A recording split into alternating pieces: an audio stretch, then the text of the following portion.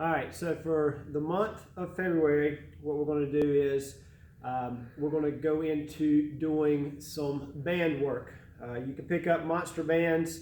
These are what's called monster bands. You can pick them up at Hicks, Target. Some more of the better commercial grade you need to order from a company that sells strength and conditioning equipment. They'll last a little bit longer.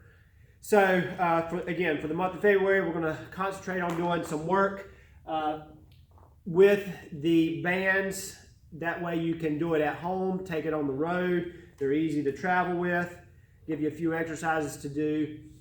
And then we will do most of these exercises. What I'm going to do is we're going to do them in isolation. So we're going to do one body part at a time. There may be a few as we go down the road that we actually do both arms, both legs, whatever, what have you at the same time. But this week especially, we're going to focus on doing banded work, single limb today. So again, monster bands come in various size and strength. You can tell by the width. This would be the lightest, the easiest resistance, your medium, and a little harder. Again, there are bands on either end. There's even lighter and heavier, depending upon where you get those bands from. And every company is going to be a little bit different in the way they color code them.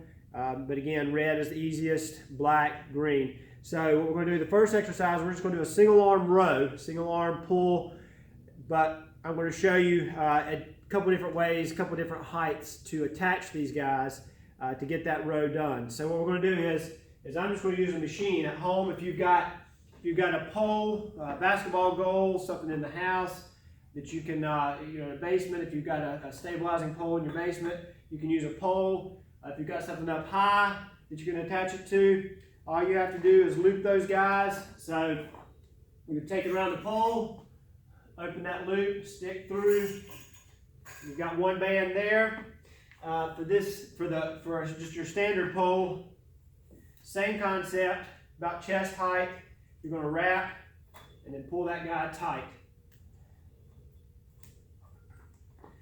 And again, I'll show you one of the heavier bands that I've got. Same concept, just to show you the difference in resistance. And again, you're going to vary the workout based on your strength, based on how far away or how close you are to the apparatus. So for the band row, the single arm row, you're just going to step back. You like to stagger step on a lot of the work we do with bands, because if not, as you're doing that exercise, the tension on that band is going to want to pull you back. Stagger step is not really cheating. It's just all you're doing is making sure you keep a nice stable base. And then you're just going to row back for that single arm row.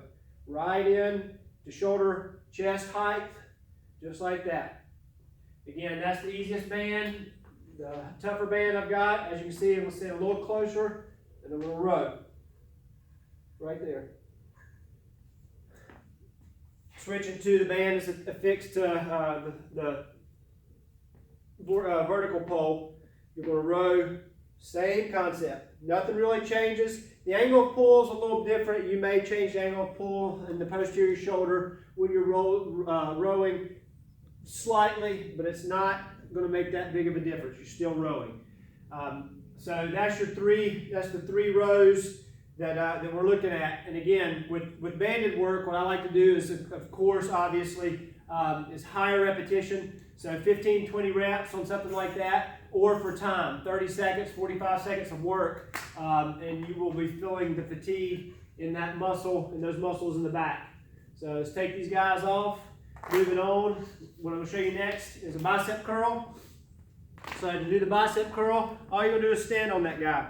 So you're just going to stand on it. You vary the tension for what you need. Single arm bicep curl, and I'm just going to curl right there. Single arm bicep curl. So if I need more tension, I need to make it harder, I'm just going to step closer to the hand, nice and tall. Single arm bicep curl. Again, we do both sides, time, high repetition, either way for that. And then the last exercise that I'm going to show you is a single leg squat. The way we can do that is just step through the band and put it over the shoulder. All you're going to do is now take that guy, put it on the foot. Make sure always with band work that you keep that band right underneath the arch. Because if not, if you get it on the toe, it's going to slide up and pop you in the nose. or if you get it on the heel, it's going to slide up and give you a nice little hickey on the back of the neck. So, single leg squat. Remember, making sure that it stays right on that heel. What we want to see is sticking that leg and those hands out for counterbalance and doing just a single leg squat. Right there. I've stepped over near the wall just in case you need wall for stability. You can have a little touch if you need a touch. Right there. And we can even do a little box squat in the same manner, where you're going to do the single leg squat and the box is there to give us the target. So really getting down, tapping that box and up. There and up. I always like to tell people, don't come down here and park and then try to stand back up. Just an ever so slight tap on that box and right back up. Really trying to keep that front leg up off the floor if we can. Tap the box and up. So those are your 3 exercises. We did a row, did a bicep curl, and a single leg squat. And that's what we'll look at this week. Again, check those other videos there on YouTube. And then next week we'll add a few more with banded work, some more isolation work. Check the Facebook page for videos and more information.